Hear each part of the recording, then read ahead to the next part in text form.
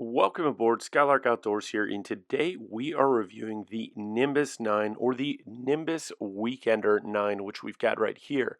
It's also known as the Nimbus Tender 9 or the Nimbus Commuter 9. The only difference is the layout on the boat, but these are three hulls that are pretty much identical. The Nimbus Tender, the Nimbus Weekender, and the Nimbus Commuter. This one is that Nimbus Weekender 9, which we're on right now, and this is probably my favorite of the layouts. It's got this nice rear area here where you step on the boat, and then it's a stepped platform up on the starboard side, and there's even a small walk around on the port side as well. Now, what I like about this model of the Nimbus 9 is that you've got the ample seating in the rear here. You've got three rear facing seats and then that bench seat, and then here's that platform that we can walk around on the starboard side, and you can see you can enclose this T-top with isinglass if you wanted. They've already got it outfitted for isinglass, so you could kind of get that fully enclosed effect. And then you've got windows on the side and front, but then the top of the T-top is open, but you could close that up if you want. I like that because it still allows you to get a lot of airflow at the helm, and that's one thing that I think you don't realize how much you miss it until you're in a fully enclosed boat. It is nice on a nice day to get some airflow, feels cooler, and it's just part of boating, the feel of the wind on your face. That's something that I personally really like. Up here, you've got a nice layout area. You could probably fit 2 or 3 people on here, or 4 if people are kind of sitting down. And then right here, you've got a hatch that actually goes down into the berth there.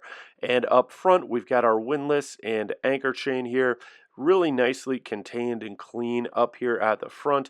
And then you've got your buttons for the windlass right there on deck so that you're going to be able to move that windlass however you need. You can see on the port side, there's that small walk around on the port side, which you don't really need for anything, but if you were coming in a docking situation where you needed somebody to get on the side there, you could absolutely do that with that. It's enough to put a foot or two down and grab onto something and kind of walk around. You can see that really nice large windshield in the front that's going to give you good visibility. And then the T-top actually has a retractable roof, which is really nice on track. So you just press a button and you can retract that and let even more airflow or sun in if you want.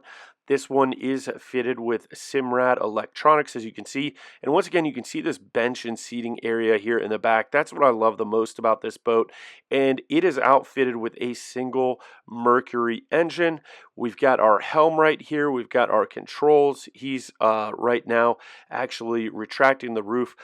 And also now is a good time to give a shout out and thank you to Jack Fazio from Centerpoint Marine, who showed me around all these boats at the boat show. And what was really cool about this is that Centerpoint Marine, a lot of these boats came from their Wisconsin location, and the boat show was in Bay Harbor, Michigan, which means they actually drove most of their boats across Lake Michigan in actually pretty rough conditions to the boat show. We had at least 3 to 5 footer waves the day or two before the boat show when they were getting these in, and they might have even been bigger than that. So it was great because Jack gave me a lot of information about the ride over and how these boats handled. He was a big fan of the Nimbus boats as well, so if you're interested in this one, go ahead and you can reach out to them at Centerpoint Marine, and I'm sure Jack would appreciate it, but did have to give a shout out to them and thank you for letting me tour all of their boats. We went on a lot of different boats this weekend, and they were very helpful with that.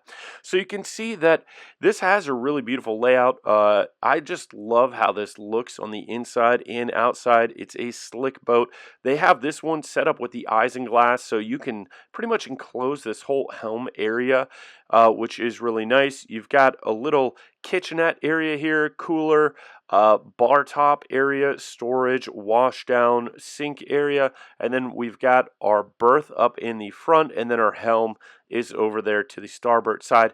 Now this is powered with just one single Mercury engine, but you can power this with anywhere between 250 to 350 horsepower. There's a variety of different engine options, but it is designed to run with a single engine, which I actually like because it cuts down on the weight and typically is going to make your boat more efficient. You can see our berth here, perfect for 2 people, plenty of room in here to sleep, and you've got nice lighting, which I really like. Those lights up at the top light this up, and then you do have that window up there in the front little bit of storage here. That is a locker for clothing, storage right there next to the doorway. And then you do have a full head with a shower here, little mirror, which is nice, and you do get some natural light in there. So this is their weekender boat, and it really does have everything you need for a weekend. I love this helm arrangement with the two seats right next to each other. If you're going with someone else, it's nice to be able to have them sit right next to you. Rather than across from you or behind you. Sometimes you just want to ride there with your partner or whomever, and it's good to have company at the helm. Really clean layout at this helm. Nimbus, they say, is a functional Scandinavian design. This is a Swedish designed boat. And I'm certainly a big fan of both the interior and exterior design of this boat. But let's get down to some of the performance characteristics of this boat and what I think makes it unique. It has a 40 plus knot top speed with only one engine, which is really pretty amazing, as well as you're going to get some fuel efficiency advantages from having a single engine. You can outfit this with anything from 250 to 300 horsepower. It's 30 foot and 8 inches long and has a 9-foot 8 beam, and it weighs in at 6,989 pounds and has an 84-gallon fuel capacity. And what I like about that is that with a trailer, this is still most likely going to be underneath 10,000 pounds, which means that you're going to be able to tow this for the most part with your standard 1500 truck, whether that be Ford or Chevy or Dodge, or you could get a 2500 and you'll have a little bit more power, but you could tow this with a pretty standard truck, which I really like. With the single engine, you're going to have less maintenance with an outboard as well as just one engine versus two, but you still get a really great top speed and cruising speed. Now, one of the interesting things about this is the bow shape. It has a very sharp bow with a hull that then flattens out towards the stern, and that's supposed to cut through the waves and cut down on bouncing and give you a really nice smooth ride even in chop. And that's what all the guys said that drove over these Nimbus boats, that they came over the lake from Wisconsin to Michigan in 3 to 5 foot chop. And you may say, oh, that's not that big of a deal. However, if you've ever boated on the Great Lakes, in my opinion, Great Lakes waves are typically a lot choppier and worse in most cases than ocean waves. They have a really short period, and a lot of boats you're just going to feel like you're getting beat on when you're going over 3 to 5 foot waves on the lakes, because it's not a tidal wave. It's a much shorter period wind wave. There's much more wave reflection surfaces and topography in the Great Lakes that just make it kind of a crazy place to boat, where we get a lot of chop with very short period waves, where oftentimes in the ocean you're going to have longer period 3 to 5 foot waves, which you won't feel as significantly on the boat when you're at speed. So for me, that's one of the biggest tests of how a boat handles or how it feels, is in the short period chop, what is that ride like? Because those are usually the most uncomfortable conditions that you're going to have when you have short period waves that are anywhere between 2 to 5 feet. And they all said that the Nimbus boats handled really well with that sharp bow and then the hull that flattens out near the stern, and they didn't have any issues crossing across Lake Michigan, which would be approximately, I don't know, depending on exactly where they left from, probably about 80 to 100 miles coming across the lake. So that is not a small journey by any means for most of the boats that they brought here. Now, this boat kind of lands in that adventure boat realm. It's outfitted more like an adventure boat. The design and styling is an adventure sport boat, but it really is also a day cruiser. The advantages of this, I think, are that under 10,000 pounds and with the single engine, you could still trailer this boat a lot of places. Now, I wouldn't want to trailer it all the time. However, it wouldn't be that bad to trailer this boat.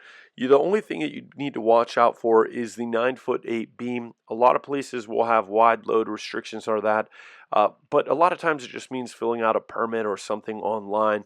That's pretty easy to do. It's just something to be aware of. 8'6" is the towing width that you can tow in most states without having to go through any extra documentation. But a lot of places make it very easy, even at 9'8", to get that documentation and be able to tow this. And at under 10,000 pounds with a trailer, you're not going to have any issues towing this really. And I like that because it gives you a lot of versatility on a boat that you could stay overnight on. You could just take this out as a day boat. It's got a nice area for entertaining. You could tube behind this if you wanted. I didn't see anything here that they had a setup for tubing or water skiing, but you certainly could do it on this boat. You might have to add something on there to do that, but you could definitely figure it out. And then in terms of just having a boat that has a lot of versatility, but also can handle chop and hard weather, you're absolutely going to get that in this boat, which I think is pretty cool. And I am actually a big fan of single engines. I like twin engines as well. But what I think is nice, one of the advantages of single engines is you have half the maintenance of a twin engine boat. And you also typically are going to get better fuel economy, which leads to better range, as well as it's just a little bit lighter weight of a boat than with the twin engines. Now, a lot of people talk about, well, twin engines for reliability. The reality I have seen is that many boats, when they fail, it's usually not an engine issue. It's something else like water in the fuel, which can affect a twin engine boat just as much as single engine boat. It can be a fuel pump related issue. It can be a controls related issue. It can be an electrical issue. So there's a lot of things that can go wrong. And the redundancy of twin engines is not necessarily something that gives you that much redundancy to help you get home or anything like that. I find that it's a matter or combination of multiple systems. And things like a bilge pump, even if you've got twin engines, if your bilge pump fails and you're having issues with water intrusion, you're still going to have issues there no matter how many engines that you have. So it's definitely something nice to have, but not a necessity anymore for going offshore. And one thing that I'd like to say is that if you look at some of the boats that go offshore or boats that are even in commercial operation, they're running on single engines, especially something like an older ferry boat. Those boats are running on single engine Caterpillars from 30 or 40 years ago in a lot of cases, and people rely on those every day for transportation. So even in the commercial sector, there's not a lot of redundancy all the time. Now, that's not every case, but just something to think about when you're looking at the difference between a single engine and a twin engine boat. Overall, I like the concept of this Nimbus W9. It really fits a lot into this boat in this size that gives you a lot of versatility. Now, one of the other things that a lot of people don't think about when you start to get into boats 30 feet and above, and just based on the weight and above, and you might say, why do I need a trailer? Why is that important? Is once you go above 30 feet, depending on the weight, you may not be able to tow it.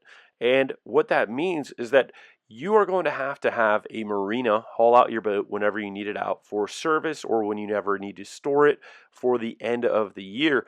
And each time you do that, it costs money, as well as you are going to be beholden to whatever the marina rates are for storage and haul out. Whereas if you are able to have a boat that does have a trailer or can fit on a trailer at the end of the year or your season, or when you need to take it to storage, you can put it on the trailer and take it to storage, and you could still have a boat slip in at your house or in whatever marina you use, but then you are able to take it wherever you want for lower cost of storage. If you've got your own storage, that's great. Or you can shop around and store it at places outside or inside, and you're going to get better rates. Or if you have a mechanical issue, if one person is busy, you can take this boat, haul it out, and then get it fixed at another mechanic, maybe down the road. And it happens.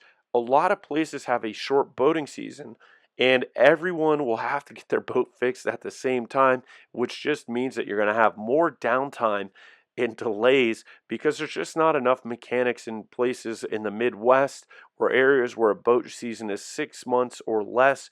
and that can cause you to miss out on some of the enjoyment of your boat and the boating season. If you have a serious mechanical issue and you are stuck at one marina or one service point that is backed up with 100 other boats, because that can just happen in the summertime when everyone is using their boats and things are breaking or are not getting maintained, and it's really unfortunate. So sometimes you do have to go somewhere else if you want to be able to get back on the water and get something fixed as quickly as possible. So that's just my thought on why I like the versatility of this size boat, where you can have a trailer, you could still just tow it with a typical truck, and even if you don't have a truck, you could go rent something that is a 1500 to 2500 at a lot of places and be able to tow this wherever you needed it. So that just adds to versatility for storage and long-term operating costs, as well as maintenance costs and just enjoyment of the boat overall, in simplifying logistics a little bit. So thank you for watching this review of the Nimbus W9 boat. We hope you enjoyed it. Please give us that thumbs up and subscribe. Shout out to Centerpoint Marina for letting me take a tour of this boat. And if you're interested in that, go ahead and contact them. And please tell them you saw this video. I would appreciate that as well. And they were very helpful in going through all these different boats. So thanks again, and we'll see you next time.